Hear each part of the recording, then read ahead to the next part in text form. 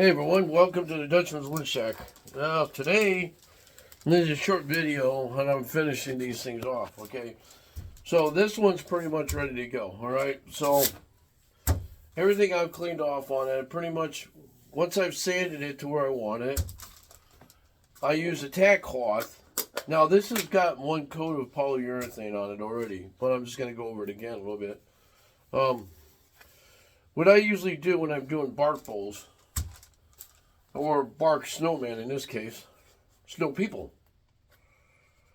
is I use the air hose a lot more because you can get it out, get any kind of dust out. But okay, so, and here's my other one I gotta do. So what we have here is Minwax, and this is Minwax polyurethane warm satin. Why did I put it in here? Well, cans like this, you ever take one of these cans and open it, and then you're using it for a while, and then you go close it, it's all full of goop, it's all full of the product that's in here, and then you got to take a rag like this and basically go through the whole thing. Well, there's a couple of processes I do. One is, if you're going to keep the can, you don't use something like this, then you must take a screwdriver, take a hammer, poke a couple holes in it all the way around so that that resin or the finish that you're using goes through those holes back into the can. Biggest problem people have is keeping this rim clean and the lid clean, right? Well, I kind of cheat. I save these pasta jars, and I save, well, basically, I've got a ton of these. They work great. This one might go into that one. You know, I mean, the other thing that's good about this is when you go open it up, easy to open it up. Plus, if you keep this, it's easier to keep the outside of this clean because you're doing this, all right? You're not doing, and it's not getting dripping down inside. It probably will a little bit, but it's easier to maintain this glass jar than it is that stupid can. Why they don't have some kind of a setup where there's holes in the rim, I have no idea. There's no reason they can't do that. Again, corporate. So, now, I mixed this up earlier. Don't mix it up again. But see, what happened to this stuff a little bit, you see it looks like syrup, right? It shouldn't be that way. Unfortunately, that's what happened to the can. All right. So now what I'm going to do here, and the reason I'm using a brush and not a wipe-on cloth is because I don't want to pull this stuff off, and it won't get in everything. If you have a cloth in there, you'll get a lot of this stuff stuck in the middle of it. You don't want that. So I'm just going to go like this, hoping that all my wood stops splitting. Unfortunately, I'm having an issue with some of that lately. And it's not too bad when you're doing it. This is the second coat on this, so it should go on really nice. Now, the difference between using a wipe-on poly rag on this and using a brush, well, one is the second time around, you got to be careful you don't put too much on because it'll easily run. All right, so you'll get drips really easy. So I tend to take and stretch it out as best I can. So I could probably do the rag bit right here. The only reason I do this with a brush is because they're still, up in here. But like this part here, it's kind of hard to get a brush in between that. So, I mean a rag in between that.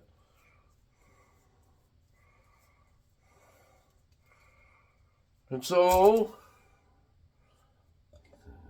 I should wear gloves. Unfortunately, I didn't. Okay, so I'll use this as a top and kind of finish it that way. But you learn as you go thing with a lot of this stuff, and everybody makes their own kind of finishes up, which is kind of cool because I've used some lately that that really pop, make my bowls and my whatever else I make look good, you know.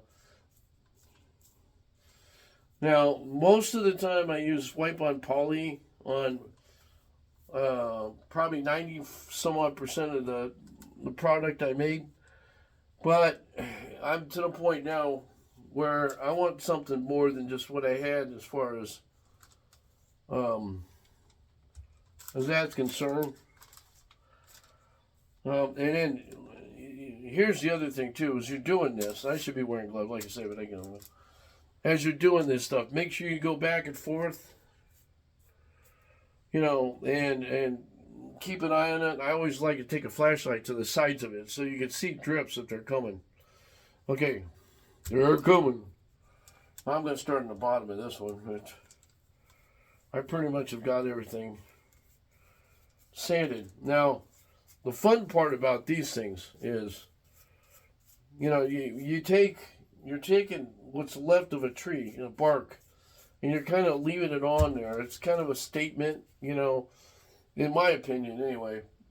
You're making it look better. I could turn this thing all the way down to raw wood, but do I want to do that? No, because it shows more this way. Now, whether people like this or not, I don't know. You know, I'm kind of peculiar when it comes to making things last. But you think about this. I mean, even if the future, like you die and you want to get rid of stuff, people will gravitate to something like this more than they would just a raw wood. And I'm not saying the raw wood gig is not bad either. It's just, I think people draw it to themselves to something that's about a little bit more unique. And I like this. Now, this is pretty good size. It's about 3 or 4 inches around in diameter. It's like a 2x4 or 4x4. And what I've done is basically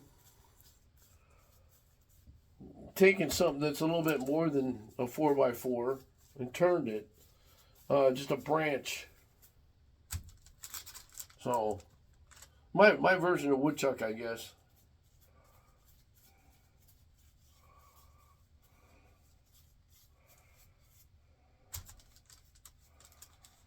So now we're getting down to the last phase here.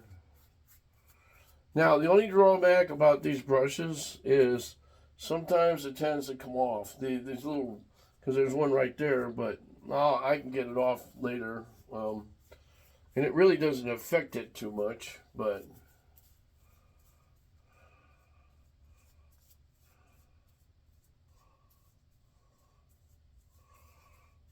okay, so there you have it.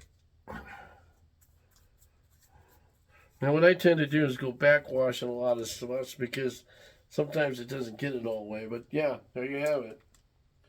So the idea is to have this on top of that when I'm done at an angle. So now, normally what I do is I go like this. You see that globium? That's because it's globbing up a little bit. But here's the key to this whole thing. See how it runs back into the bottle, right? Now, what I laugh at is that's the most easiest thing to do, right? See? And you just put that back on. Just like that. Works. So now, once these all dry, I got this one to do, but I have to do a little bit more sanding on it. And it's right a little bit rough in here. All right. You see it right there. All right. That's the grain doing that. There's a little bit of burrs in here, but this is where the hand sanding is. What makes it a little bit more time consuming doing stuff like this is because you can't really get a sanding device in here too much without taking some damage and damaging the bark. If I was just to do just straight wood, I wouldn't have that much of a problem. I'd be back on the on the lathe and boom, boom, boom, we'll be done. All right, well, I'm going to let you go. Like I always say, if you're not making sawdust, you're not being creative, so get with the program. Let's go. Have a happy Friday.